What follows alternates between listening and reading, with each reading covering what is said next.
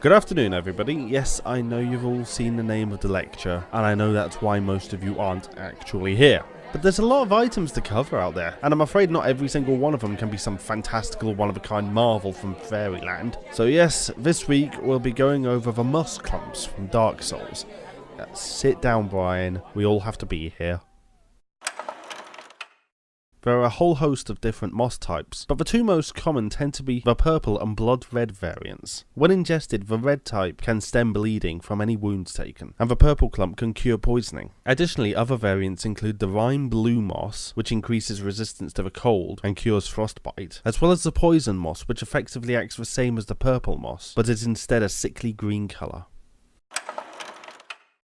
It would seem that all these moss types stem from the same family of flora, as they are all, for the most part, similar in appearance, and may have diverged from a basic form of moss due to local environmental factors. Some may have even developed a symbiotic relationship with other beings, as evident being brought from merchants. Purple and blood red moss clumps can primarily be found on the ends of dark root garden. These sentient bushes and trees obviously evolved from the standard flora of the wood, and the moss may have specialised in its abilities in order to keep its hosts from being poisoned or losing too much sap if damaged, thus ensuring not only the survival of the ent, but its own. Similarly, moss in the frozen regions of the Boreal Valley may have adapted in order to assist their hosts, not exclusively limited to sentient ents, resist the cold. The last form of flora is termed poison moss, and seems to occur exclusively in Drangleic, while acting in an almost identical manner to purple moss by curing poison buildup when ingested. This moss is actually mildly poisonous in itself, as opposed to the purple variant, which seems to be a natural antibiotic. It could be that the mild poison of the green moss allows the body to identify and adapt to foreign toxins in order to fight them off, similar to a vaccination of sorts. While this type of moss does not seem to grow on or protect any kind of flora, it is found on an array of poisonous or plagued creatures, indicating that in this case, the moss may be adapting to the creature it grows on, possibly acting more like a parasite rather than its symbiotic cousins.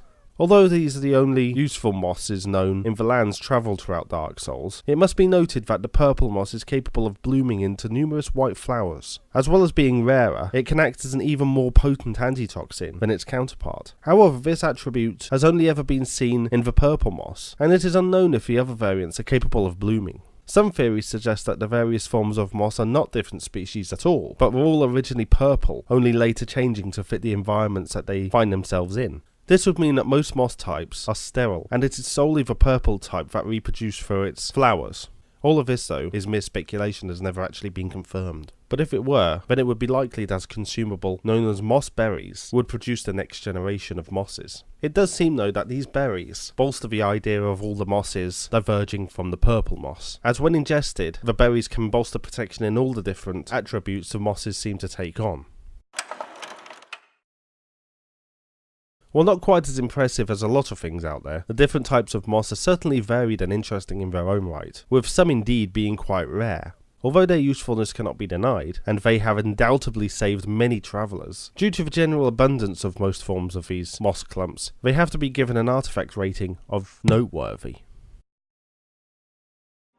So that wasn't so bad, was it? Learned a bit about botany at the very least, so now you can all go home and grow your own vegetables. But yeah, I can't really see that happening. Anyway, you all know the drill by now. Subscribe for more stuff not about moss, and support the lecture series if you want to through Patreon. Have a great week everyone, and I'll see you next time.